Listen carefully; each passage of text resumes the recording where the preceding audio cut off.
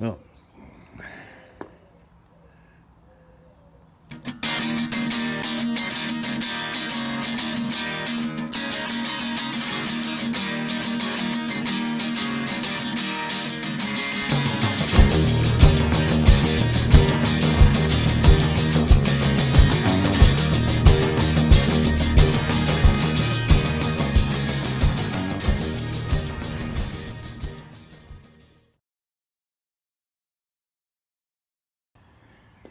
good morning. Well, I hope this is all going to work this morning because our Switch A Go, which is the app through which we broadcast, decided to play up late last night, and so far it's difficult to tell whether this is going to work because we're coming directly from the App Store. Let's hope that it is. Let's hope that everything works. But anyway, for the moment, we're going to give it a try, and everything seems to say that we're broadcasting live this morning. And let's see where we are. We're in the castle grounds, and yesterday, it's a bright sun. It's a gorgeous morning for those of you who want to get out and enjoy it. But the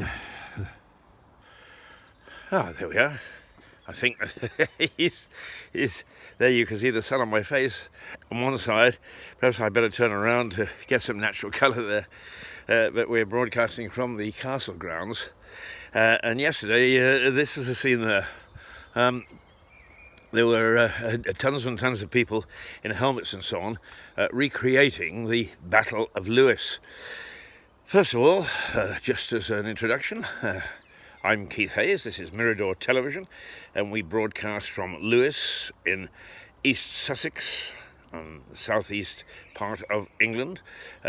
Quite a rural county, but nonetheless a very rich and historic one.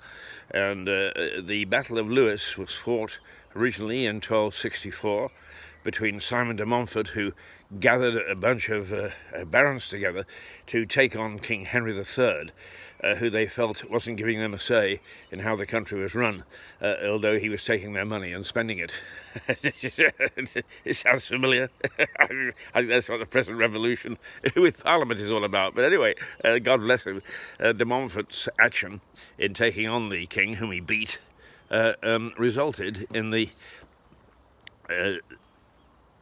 first Parliament, which met in May 1264. So the parliamentary system, of course, has evolved considerably since then, but that's where it all started, right here in Lewes. And I'm being very careful because we're going to get all sorts of light flashing on, but let's see. There is the Barbican. It's less impressive from this side. Perhaps we're going to take a look at the other side in a moment, but it is a very well preserved Barbican. And if you go to the other side, which of course would be the side that any forces approached, there is built into the tower some holes, for want of a better word, where you could pour boiling oil or potato peelings or whatever down onto the challenging forces. And yesterday, these were the chaps that stormed around, recreating the various battle spots before Simon de Montfort was victorious over King Henry III. The king didn't abdicate incidentally, but made an agreement with the barons, which I think he broke pretty quickly, but they were known as the Second Barons' War, and they carried on over a couple of years, one way or the other. So, that's where we are this morning, and in the things that we perhaps need to talk about is we have, of course, a continuing crisis in government. Let's see if we can actually move along here, crawling sideways, so we don't get this sun reflection. Oh, it's going to reflect in my... Well, there we are. That's slightly better, I think. The government in London, in Westminster, is no further forward. The cross-party talk seems to be breaking down or going nowhere. The European elections, the Brexit Party is well in the lead in the polls. it looks as if there's going to be absolute mayhem and disaster. If I may say so, they've all shot themselves in the foot. A lot of them are going to lose their jobs. And I think that it's about time that we decided that ratios don't work. Let's get the very best people that we can for the job, because we haven't at the moment. We've got X number of women and X number of this and X number of that, and that was all very well, because David Cameron, Cameron's babes, who got onto the bandwagon along with the Liberal Democrats, thought it was such a jolly good idea, because they thought they would always be in control. Well, now that the leadership isn't in control, it's not such a good idea, because you've got unqualified people roaring around making decisions which affect most of us, and they ain't working. But politics is in need of reform in this country and across the Western world, for that matter. The present system has served us well, but it is time for change, and we, as a British people, are very Luddite. The Americans decided to give it a go. Okay, the jury is out. The Canadians decided to give it a go. Okay, the jury is out. But we haven't given it a go. We've tried to cling on to the way that we've always done things, and those people in Westminster are still clinging on. And I don't blame them. You know, it's £80,000 a year plus duck houses, free transport, trotting off to every part of the world, depending on which committee you belong to. It's all very well, all very good, except that it all costs money, and that's what they're going for at the moment, and that's what's upsetting the rest of us. So, the Battle of Lewes, it actually changed the way that we were governed, and now perhaps we need another Battle of Lewes to change it yet again. Let's just turn to local politics, because they're in equal turmoil, and the way that our election on May the 2nd came out was that we got 19 Conservatives back. They didn't do as badly as the rest of the country, which found swathes of Conservatives being tossed out on their ear. But what it has done is it's increased the capacity of the Greens by 9. It put 2 independents in and the rest Lib Dems, so that it comes out to 22-19, which means no overall control. So deals have got to be made. And according to my informant inside the Lewes District Council, it was absolute mayhem there the other day, with everybody rushing into the corridors, ready to take on their new responsibilities. Many of them never been a councillor before, because some of the old guard were ditched. The council leader that I have been quite critical of in the past, he was ditched. He didn't get back in. 1 or 2 more people lost their seats as well. So what we find is no overall control. Deals have to be made. It looks as if the Greens are going to be the swing party. So heaven help us. I have no idea what's going to happen, but there is the first meeting of the council very shortly, and undoubtedly that will unveil. So we'll certainly go down and take a look at that and report on it, because it can't be worse than the last one of the last session, which was just a mockery of democracy, a complete and utter mockery of democracy. And that is, I think, what our leaders have not yet understood. They are making a mockery of democracy. Now, it depends how you interpret democracy. You know, we keep on holding up the Athenian democracy as being the way of democratic governance. But just remember that if you were part of the Athens in the late part of the BC era, 300 or 200 BC, that you couldn't get a vote if you were a slave. You couldn't get a vote if you were an alien. You couldn't get a vote if you were a woman. So that cut down the number of people that could vote in Athens, and it only lasted for about 25 years. It got into the same sort of ungovernable situation that we find ourselves in now, and they turfed it out and went back to some form of authoritarian regime. So be careful what you wish for if you say, let's go back to Athenian democracy. So what's going to happen with us?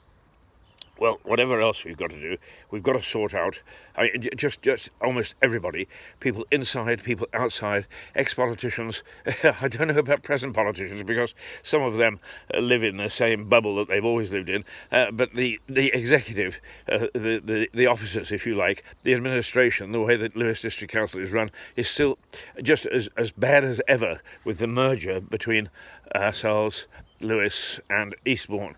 And if you really want a model for how not to do it and what the bad effects of these mergers are, here it is. But, you know, the political class just don't listen.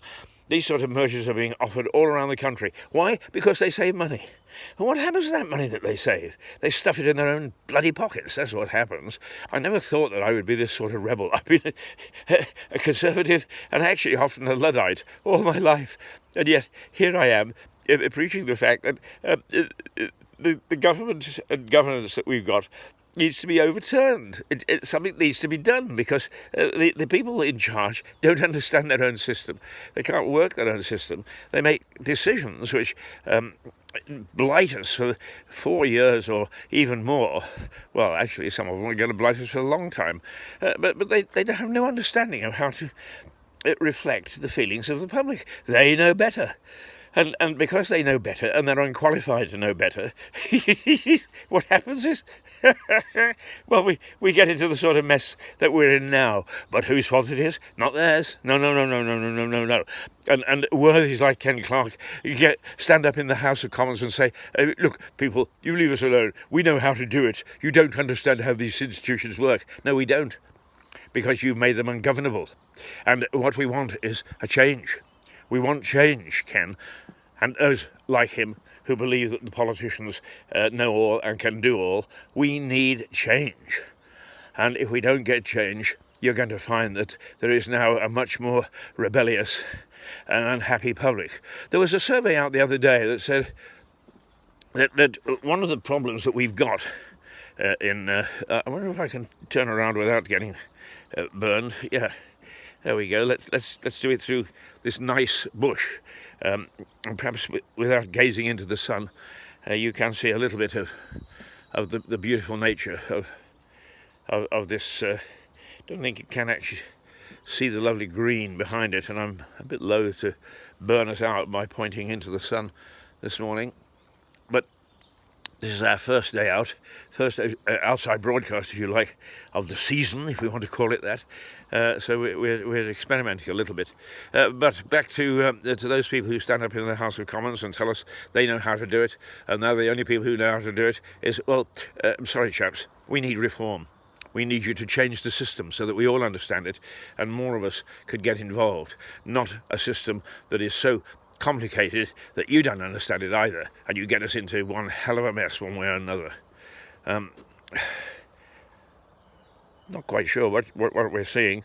Of course, I've just realised that I was trying to show you something that that's what I was really trying to do, is to see whether we can see through these bushes so that you can see this lovely tilting green.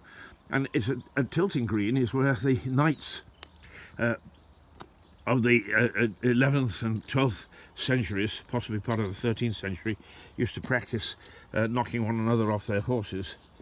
How are we doing? We're not burning anything out, are we?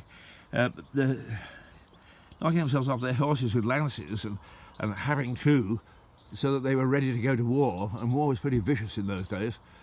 Well, there you are, there's some idea of what it was like, and they battered one another with big swords.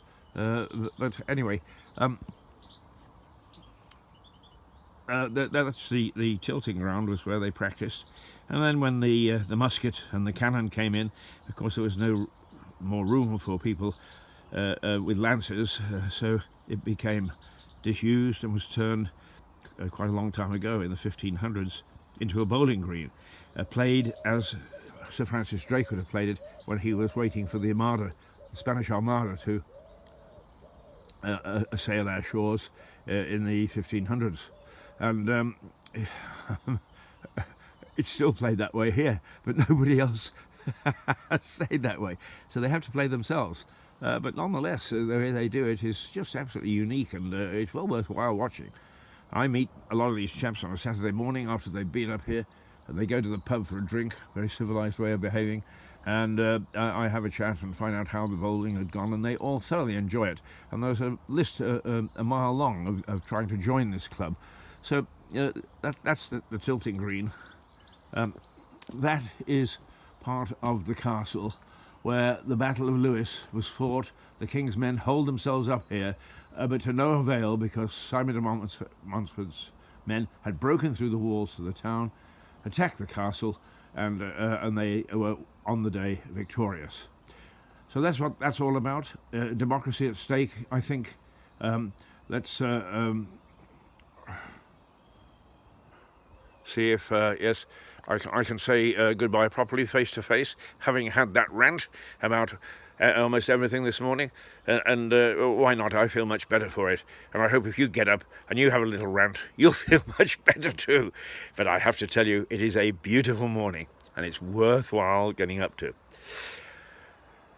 I'd learned the other day that the hymn "Morning Has Broken" was written not very far from here in a little village called Alfriston. So morning has broken like the first morning, and it certainly is this morning. It's quite beautiful, quite lovely. In fact, at the moment, cloudless skies. So get up and enjoy the first morning. Till tomorrow, toodle pip.